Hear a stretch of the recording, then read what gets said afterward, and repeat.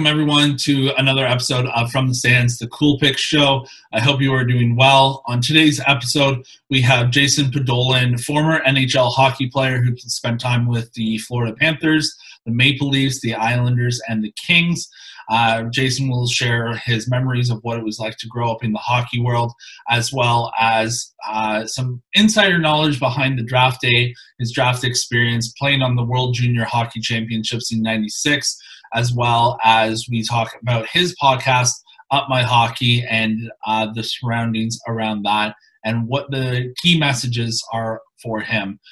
Before we get Jason on the show, we, of course, would like to give a shout-out to our sponsors, with Mad Creative and Matthew DeCastro for the work that they do for the shows, each and every episode for the logos.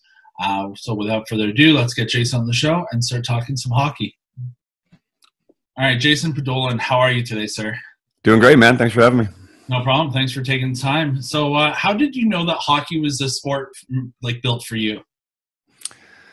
I don't know if you ever know, really. You know, I was a good athlete. I think back in the day it was kind of, you know, you were playing so many different things and you're exposed to so many different things that I was a pretty well-rounded athlete, like playing baseball, like soccer, you know, and when winter rolled around, my family wasn't really much of skiers, and we were sort of we were a hockey family, right? So that was where we ended up being.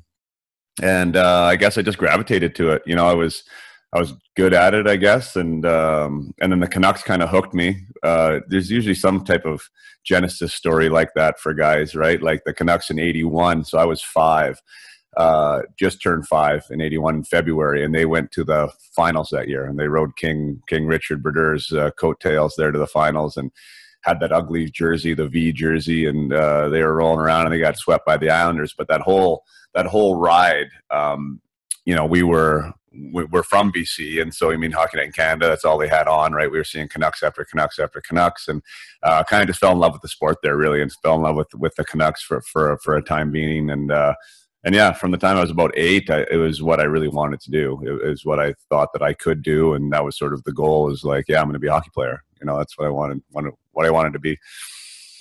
It's funny that you mentioned about the Canucks and the V jerseys, because a buddy of mine grew up in Vancouver, and so obviously he's a Canucks fan. And when Vegas is playing Canucks, he wore it every single game in hopes of like something like miraculous pulling off for it. But obviously that didn't happen. Yeah, I have a jersey from that run. Like when my parents got me one, I mean, I think it was that same year, but it's like the original V. Still have it. I have 2 young boys now, and they wore it to one of the Canucks games. We went, I think it was last year before COVID, and they had one of them on it. So it was amazing how much recognition they got wearing it. You know, like from the Vancouver faithful there, because the original ones aren't around much anymore. So he got some respect for it. Yeah, definitely. Now, talking about your hockey career, you started your career off in 1991 with the Penticton Panthers for 1 season before finding your way to the Spokane Chiefs of the Western Hockey League. What was it like for you to kind of start making a name for yourself in the WHL? Yeah, well, I mean, that first year you talked about Panthers. I mean, a future Hall of Famer by the name of Paul Kariya was on that team. So that was I was 15 years old in the BCJHL at the time. In that league, you know, had 20, 21-year-old men in there. So I played 1 year, my first year of Bantam, and then went to the BCJ. I had a pretty prominent role in that team. I think I scored 20 goals that year as a 15-year-old, but it was pretty cool to be around, you know, Paul, and just watching him in practice and everything else. You could see that he was really special. You know, there's just something about his game that was different. So that was a big kind of, I don't know, it was a learning curve for sure, and it got me ready for the WHL. I mean, that's where I knew I wanted to go. I had been enlisted at 13 years old to the WHL. That was the youngest you could get recognized. There was no draft back then. So once you turned 13, you were eligible for a Western Hockey League team.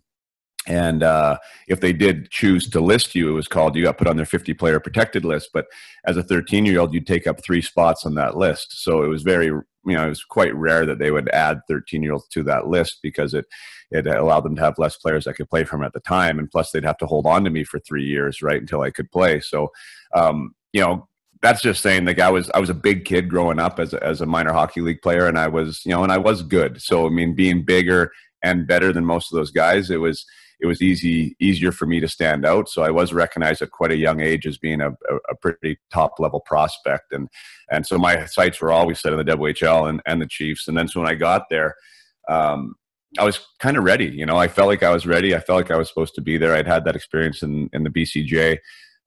Playing against men already, and yeah, my first season went really well. We started out.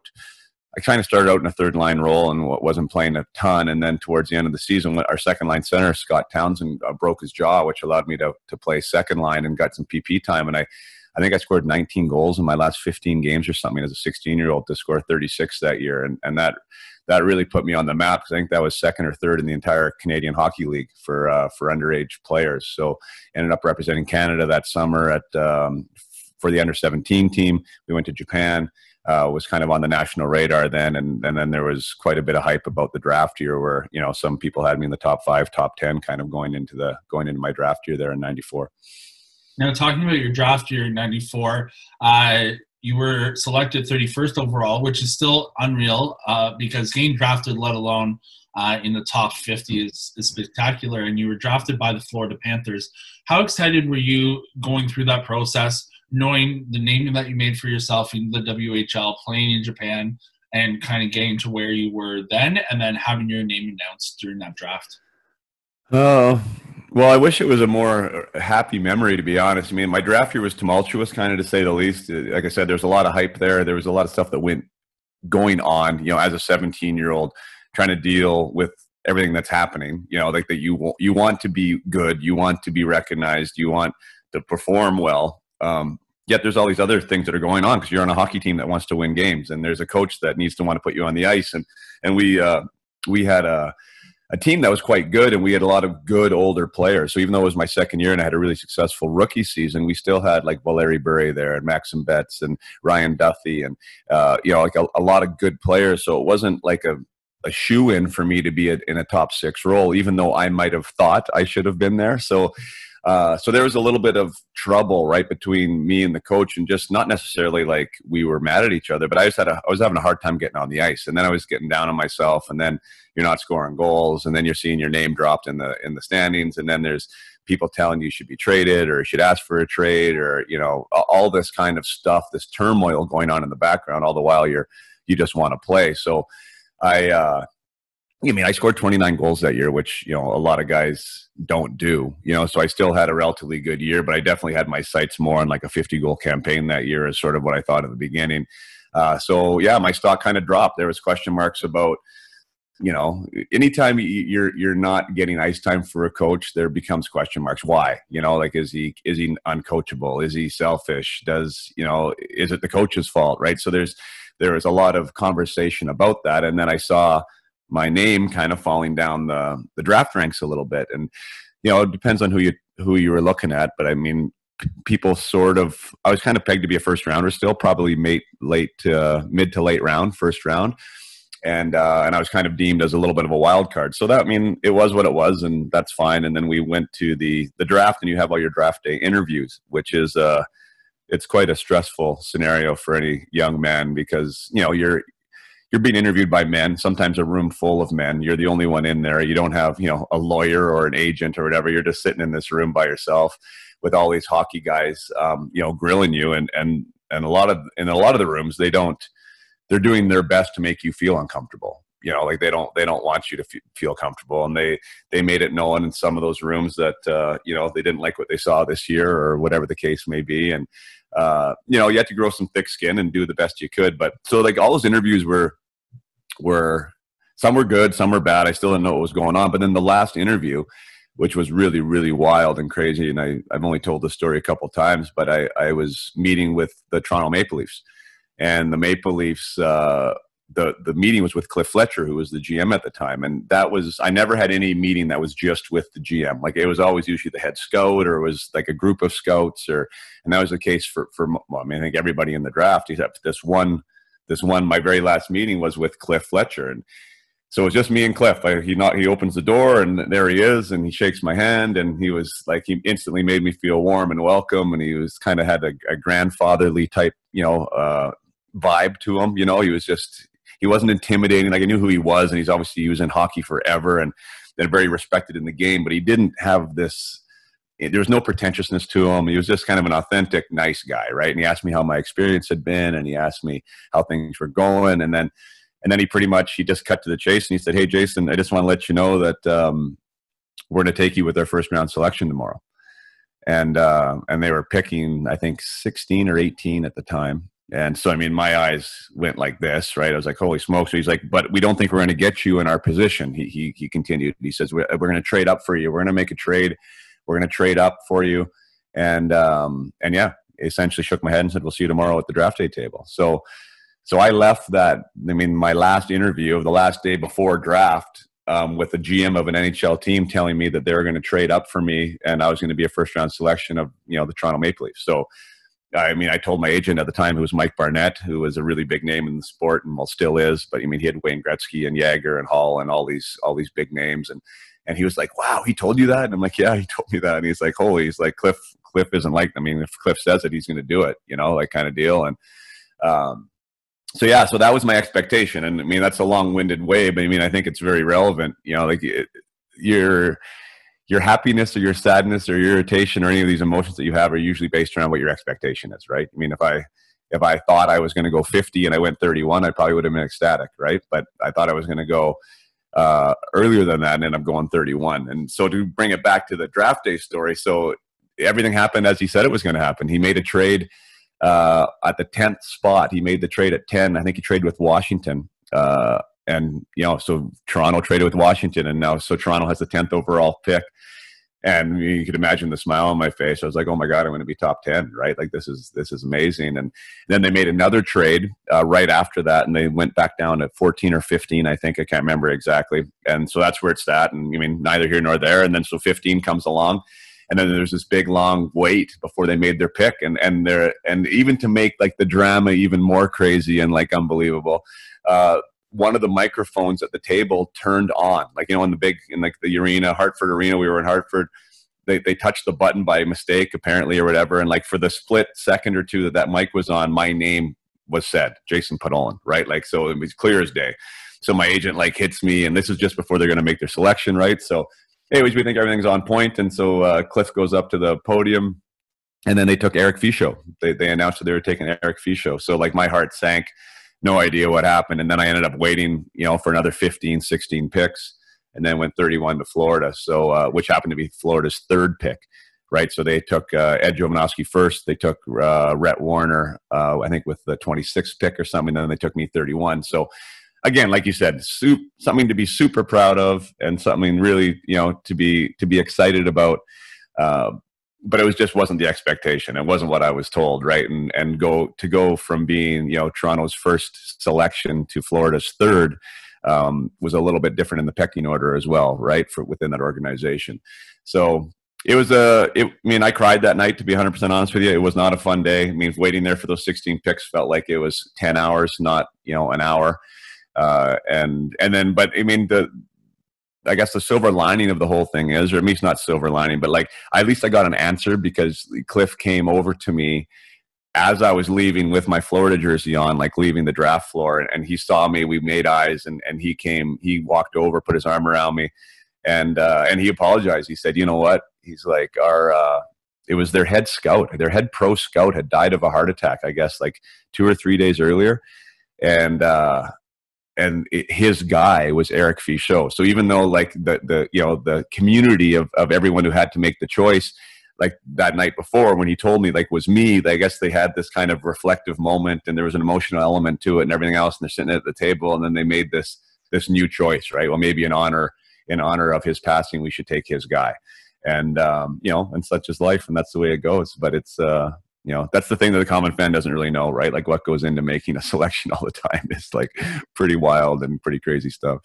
Exactly. And it's really cool to know that Cliff Fletcher did at least give you an answer as to why, like, hey, we promised you this and we went this route. At least you have kind of that closure versus having those nights where it's like, what did I say? What did I do? Could I have done something differently to influence and things like that, right? So at No, least, I agree. And there's massive integrity by him, right? He didn't have to say anything, and a lot of guys wouldn't have said anything. But I think he also knew, though, that he didn't have to say anything the day before.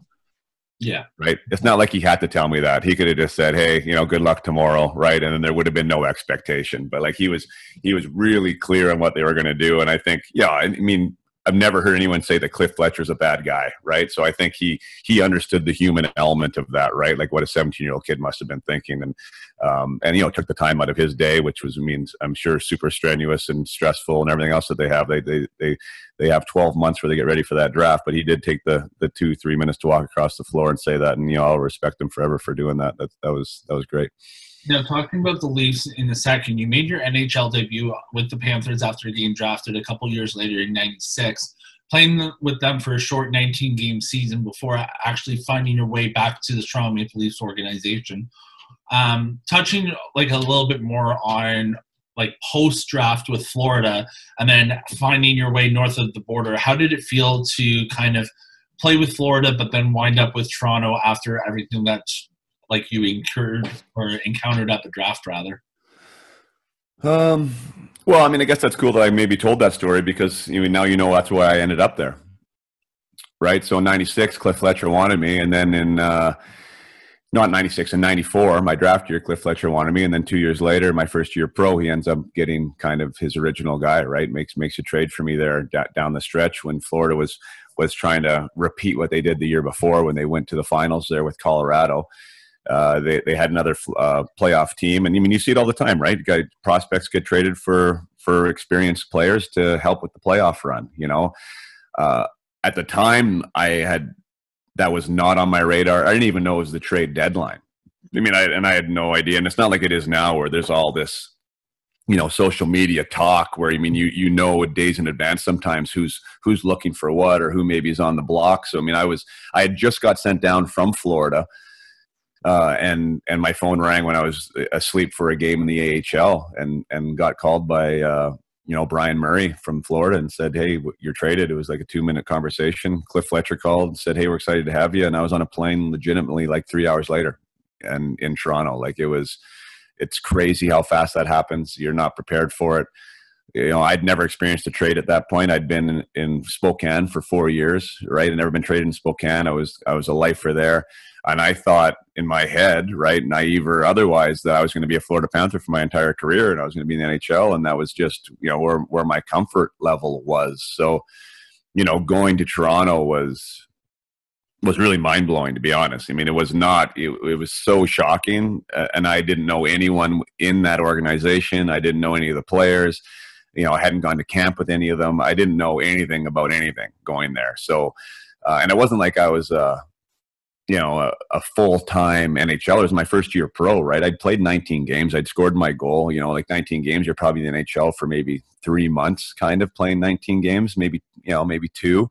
So I mean, I've definitely felt like I was there, but I also was just working my way into it. And that was the way the Florida was kind of designing it. Like they had me in a 4th-line role there. There was not much pressure. It was like, hey, get your feet wet, get comfortable. You're going to be a part of this team for a long time. And then to have that not be what your environment is. And now you're in a whole new scenario with new people. And not to mention like the spotlight of being a Toronto Maple Leaf in Toronto, which was something that I'd never experienced before either. Listening to a radio show about yourself on the way to the hotel, right when you arrive. I mean, it was incomprehensible to me that it was that big of a deal, or that I was even maybe that big of a deal. And yeah, so that was hard. Like that first 10 games I had there, I got a lot of opportunity. Like they did give me some. I mean, I was playing with Mats a couple times, like Sundin, and had some good opportunity there, and played okay, but just wasn't comfortable. Like was not comfortable at all, and didn't really grab the opportunity with both hands and just sort of step into it. I was playing more not to screw up than to impress, and anytime you're doing anything, I mean, whether it's your radio show or you can translate that into any endeavor. If you're trying not to make a mistake, or if you're trying to be safe, you're not going to be at your best. And that was kind of the best way I could describe what my time was like there that first year. but then, yeah, I mean, fast forward, I mean, the next year I was ready at camp for sure. Like I thought that I belonged. I knew those guys, which was a big deal for me for whatever reason, like just kind of knowing some of the players and feeling comfortable, had a few friendships. And was ready to go at camp, was in great shape. But that summer, the summer, Cliff Fletcher got fired. So that's never a good thing when you're the guy that gets brought in by the GM that just goes out. You know, Mike Smith, it was kind of clear very early on that for whatever reason, I wasn't one of his guys. And regardless of what I did in the minors, it just didn't translate into an opportunity in NHL. So, you know, such is life. That's pro sports for you. But, you know, Toronto, I think, could have been a great thing for me. I wish I would have handled that first trade, that initial moment. Definitely better, which is kind of why I do what I do now, because you never know when you're going to get an opportunity, and helping young athletes with mindset and mental toughness, and, you know, how to really change your perspective on what an opportunity is, instead of being fearful, like, you know, being opportunistic and being positive and hopeful is a skill, right? Which I have learned. And I think it's a really big part of the game, because you can have all the tools in the world, and if you can't put yourself in the headspace to get it done on the ice at the right time, you know, you never know when that time might come again. So I like passing on that knowledge now to others. And, you know, it was a big part of my career for sure, that moment in time. Yeah, exactly. We're going to talk about that opportunity that you have to train younger athletes with the hockey camp that you do run. But I do want to ask a question around the World Hockey Championships. And during the 96 season, you were able to represent Canada at those games where your team won gold. How did it feel for you to be able to represent Canada at those games? Like, winning a gold is fantastic in itself, but just being able to go represent your country and everything that represents you about hockey, what was that feeling like?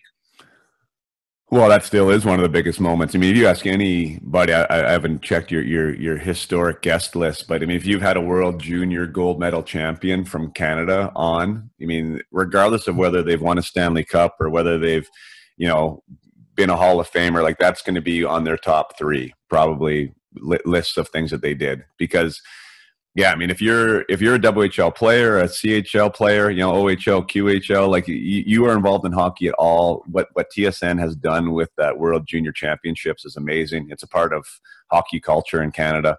It's something that a lot of families make a point of doing over the Christmas holidays, and watching these young athletes go and kick some butt and try and do their best for Canada. And to make that team, which you've watched from the time you were whatever, 8, 7, you know, and now you're on that team wearing that maple leaf, and then, you know, contributing and winning gold is still something that I'll cherish forever. I mean, I have the gold medal 7 feet away from me right now. You know, like, it's just one of those things that you don't forget. And that was a huge year. You know, like, 96 was crazy. I mean, when you were asking, you know, telling me sort of where we were going to go with this, I looked at 96, and that was, we had a #1 ranked team in CHL, the Spokane Chiefs. So we were kind of favored to win the Memorial Cup. That was my last year junior.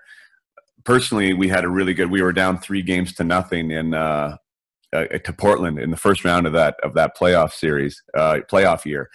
And no team had no first seed had ever lost in the first round, and no WHL team had ever come back from 3-0. So either way, we were going to make history, and we ended up winning that game that series in 7 games in overtime, and then went on to the WHL final. We lost to Brandon, but I had like a really strong playoffs, best I ever played in the WHL. I got 21 goals in 19 games there, almost broke a record for playoff goal scoring, and then Florida called me up, and that was when Florida went to the finals. So I was a black ace with Florida. Almost played the first game when I got called up against Boston, but then Ray Shepard had this like miraculous shoulder recovery, and then it was a black ace. But went all the way to the finals that year with Florida. So my first taste of pro was like a Stanley Cup final, right? Like, which was crazy. And then you know, that following season, which was still 1996, was when I scored my first NHL goal, played my first NHL games, and it was also then when. Backtracking, when we won that gold medal, like before the playoffs even started so it was like, for me, like, that year was insane, like, in a lot of ways. Like, you can pack that much into 1 year ever, and a lot of great things were happening. So, you know, the fact that gold medal was really the cherry on top of that whole year, and my first NHL goal, it was a pretty special year for me. Well, it wouldn't be a proper podcast with a world junior championship contender if we didn't see some of that gold medal, considering it was 7 feet away. Oh, it's on. It is on a. Well, you know what? I might be. It's mounted here. I'll show it to you. Let's see.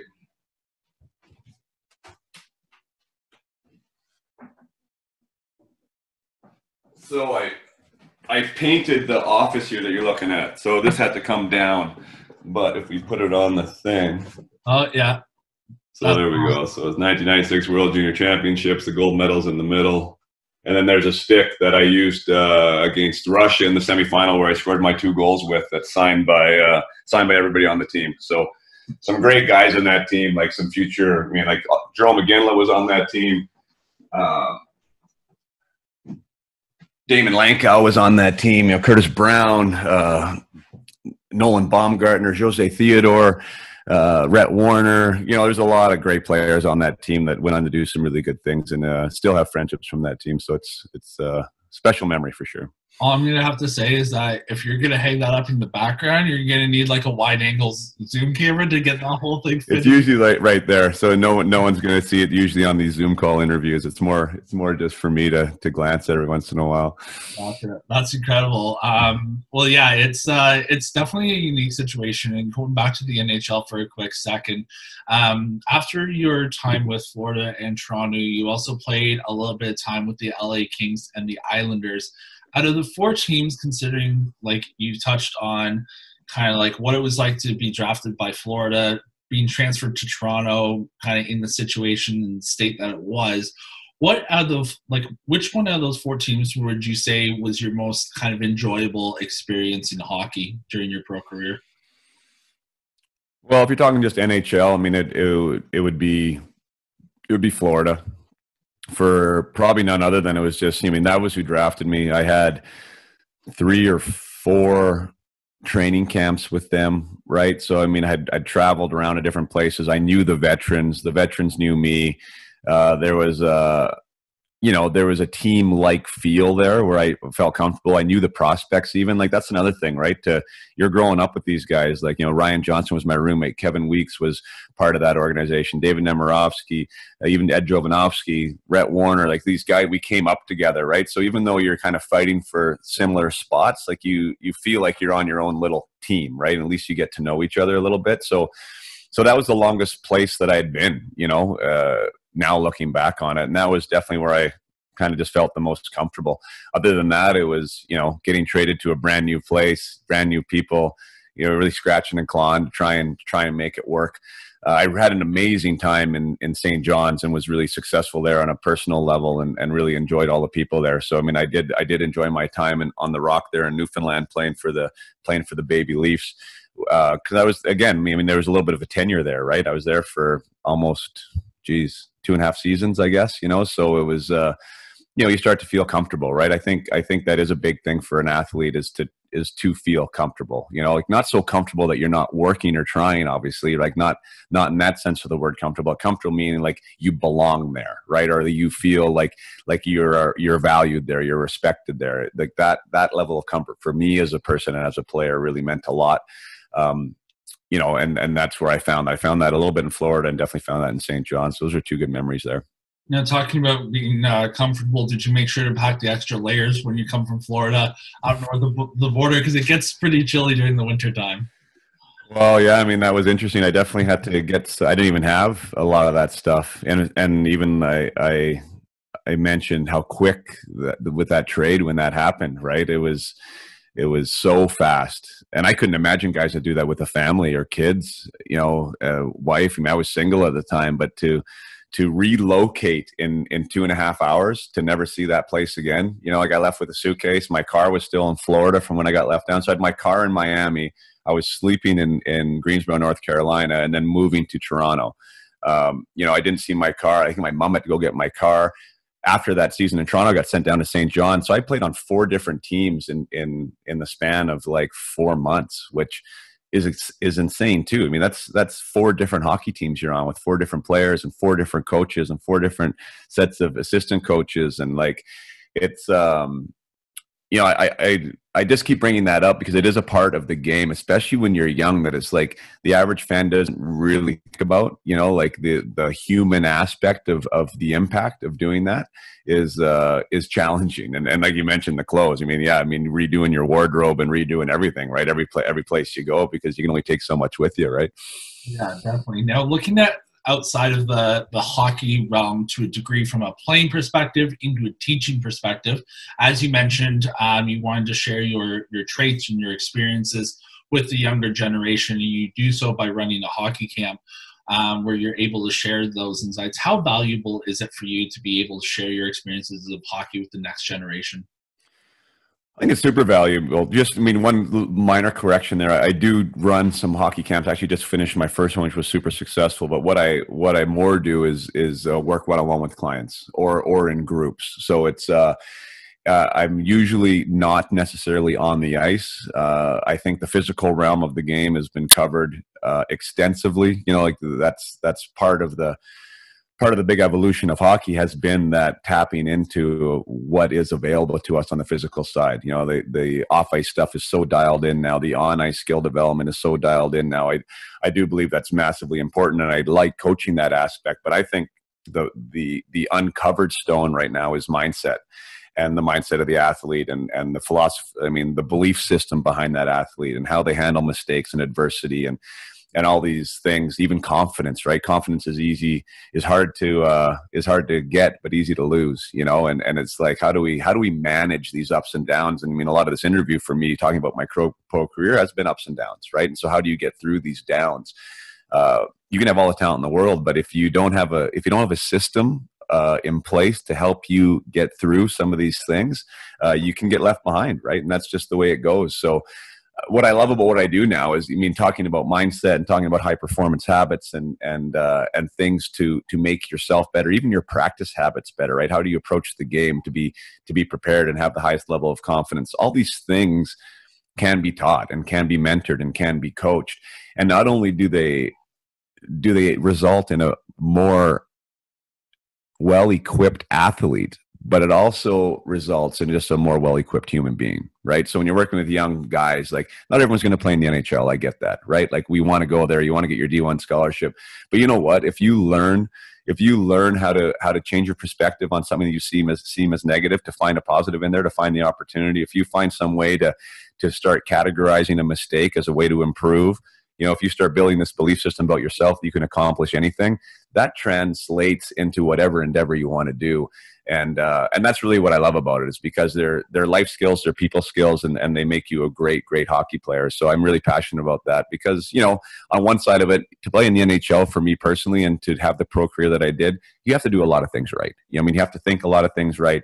You have to be mentally tough. There's tons of stuff that I went through that I know a lot of my peers couldn't have, that were back home, doing school or whatever, but there is still a lot of stuff that I didn't do right, that I wish if I could have, had some different tools in my toolbox, or had a mentor in my back corner, or had somebody that I could talk to and share some things I was going through with, that could have really, really helped me, realize more of my potential, played more NHL games, maybe had a slightly different career. So I'm passionate about it. I'm a curious guy. I've always been curious about that side of the game, like the psychological side of hockey. And even now as a coach, like if you translate that into on-ice development, getting your players, that each player is an individual. Each player responds to different inputs, right? And because you want the best for that player, and you want that player to reach their potential and be the best that they can be. So for me, it's like it's a little mystery box, right? Every time it's like, hey, how do we push the buttons here to get the output that we want, and to help this player get what they want? And so, yeah, I'm passionate about it on a lot of levels. I think it's the next generation. I think one-on-one coaching is the future for sure.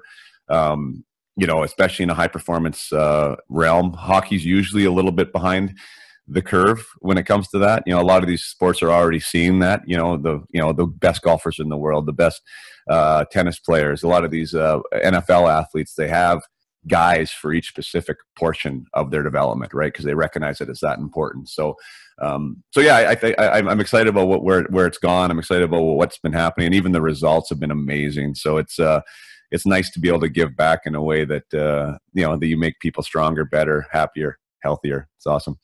Now, talking about, like, kind of, you've touched on a little bit on comfortability and sharing that knowledge and sharing those words of wisdom. You actually run a podcast just like I do, but yours is called Up My Hockey, where you chat with former teammates and other hockey players, talking about their experiences and their kind of backgrounds. What's that podcast been like to be able to run, obviously since the start of it, and things like that? Well, it's amazing. I mean, it jacks. I'm jacked up after every conversation. Like it's something that I look forward to. It was something that I have some business kind of coaches that I work with, and they suggested it back in 2019 that maybe this is something I should do. Right, that it would be a nice supplement to my business and to my mindset coaching, and to utilize this network of guys and have conversations about things that I think are important, not only to hockey players, but, to my coaching practice. And I was like, I went into it a little bit begrudgingly, I was like, I don't know if I want to do this. I don't know if I'll be any good at it, but I mean, I've absolutely loved it. I realize now, like, one of the benefits of my pro career and playing on these 15, 16 different teams is that I have this massive network of amazing guys that have done amazing things, right? That are willing to talk to me, and I'm able to direct the conversation. I mean, that's the little thing that's different about Up My Hockey. I mean, we've had some awesome reviews, and like dads and players reaching out and saying thank you, and because I'm asking questions about stories that isn't not your favorite restaurant on the road. And you know what? There's a place for those questions, right? I get that, and there's a place to to have some laughs and to do all that stuff. But I mean, I like to go a little deeper. It's just my character. It's my personality. I like to ask the questions about, hey, when was it rough? Like how did you handle this? And you were probably thinking this, and what did you go? Like, how'd you come through that? And everybody has a story, and every story you can take something from, so the parents out there, the coaches that listen to my podcast, the players, like there are lessons every which way. And I love that. I love that about it, because again, I can relate to that as a young athlete. I mean, if I could have listened to what Mario Lemieux would have went through, growing up, and what he had to deal with and how he overcame some things, and I wouldn't feel like I was on an island figuring it out all on my own, So there's people that have done it. There's people that are willing to talk about it.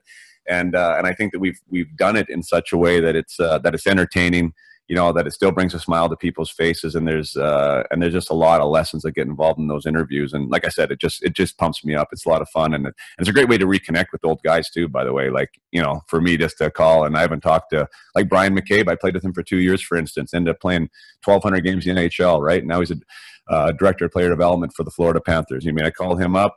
He was like, yeah, I'd love to do it. Talked for like 2.5 hours. It was amazing to catch up. He had some ridiculously awesome stories that he was willing to share with the listeners. And it was just, left feeling good. I've connected with Brian McCabe, and now I have him on my phone. And I think those networks as men, we usually don't have these conversations enough, and so it's been good reason for me to pick up the phone and start talking to some guys again. That's great. And yeah, connection's a big component. Obviously, like even with this show, my outreach is just like Twitter and Instagram, and just like, hey, if someone gets back, great. If they don't, they don't. But I've been very fortunate in the sense that I've had great names on the show, like yourself included. And it's great to have these conversations in a time where the world is so unpredictable as to what's going to happen tomorrow or what's going to happen in the next week with COVID being around. And so it's great that guys have the time to be able to connect and to be able to share their stories and experiences with one another through these podcasts and through these online platforms.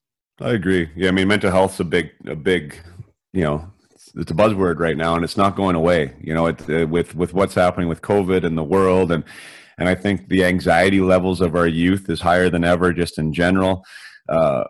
Everyone wants to be great. Everyone wants to be good. Everyone wants to do well, and so there's this common component of like being human that, yeah, we want to succeed, but there's a lot of angst that gets involved in that, and anything that we can do, whether it's, your show, my show, a discussion like we're having, just to let people realize that, this is important, like however you want to classify that mindset, mental health, it's important. It needs to be discussed. And especially as men who seem to want to swallow and pretend it doesn't exist, or feel that we're stoic and manly and masculine if we don't talk about anything. I think when you hear hockey players, I think specifically because it's like Canada's version of the gladiator. I think like these young guys grow up and they watch these tough hockey players doing their thing, and when you can hear stories and experiences from guys that talk like human beings, that talk about guys that have feelings, it makes it easier for those younger players to be like, oh yeah, it's okay that I felt anxious or scared, or I was nervous, or I was worried about judgment, you know, as long as you give them tools now to overcome those things, right? And I think that's where sometimes we get lost, because everyone's feeling that regardless of who you are. It's just, I mean, how well equipped are you to overcome them? So, you know, I think the conversations do matter. I think they matter a lot. And being involved in something like that, I mean, the welfare of today's youth is something that I'm pretty passionate about. So, you know, anything to help, right? Exactly. Now, my last question for you, as I like to end off each episode, is asking about your words of wisdom, rather, for the next generation. So you did touch on it a little bit with the one-on-ones that you do, but if you had to share any words of wisdom with the future generation of hockey players that are looking to get to the NHL or just get to the next step, what kind of words would you want to share with those athletes? That's interesting. Yeah. I don't know. I mean, wake up better tomorrow than you were today, I think, you know, and I think if that's kind of your mantra, I think a lot of players, and especially in the social media, Instagram world, like you can be surrounded by what appears to be better than, you know, more than, and you go into a have not, can't do that, I'm not good enough type of mentality.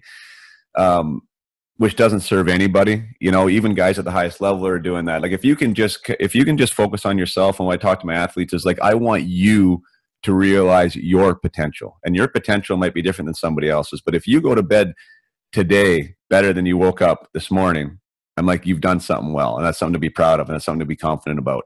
And that has to do with, like, again, with these mindsets, like intention, like dedication, like commitment, like focus, like hard work, right? If we can really start to embrace those types of things, it doesn't matter what anyone else is doing, because we can be proud when we go to bed and we know that we got better.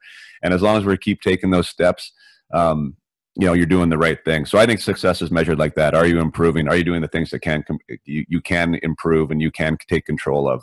So that'd probably be my words of wisdom. Well, no better way to wrap up the show than with those. Jason, thank you so much for taking the time to chat with us, share your experiences about your hockey career and your podcast and so much more. We really appreciate it. Ryan, pleasure to be here. Best of luck with the pod. You're doing a great job, and hopefully you get those great guests you're looking for there online. And hey, if you know any guys that want to spend some time chatting, hit me up. Let me know. All right, 100%, man. We'll do it. All right, awesome, man. Thanks so much. Cheers. All right, everyone. That was Jason Podollan, former NHL hockey player. Special thanks to Jason for taking the time to chat with us today. And for any info or updates that you may want to follow Jason on his social media, make sure you follow upmyhockey.com for all the updates on his podcast, his Facebook memberships, things like that, that he is currently involved in with hockey. Until next time, we hope that you stay safe, stay healthy, and we look forward to having you tune in to another future episode. Take care.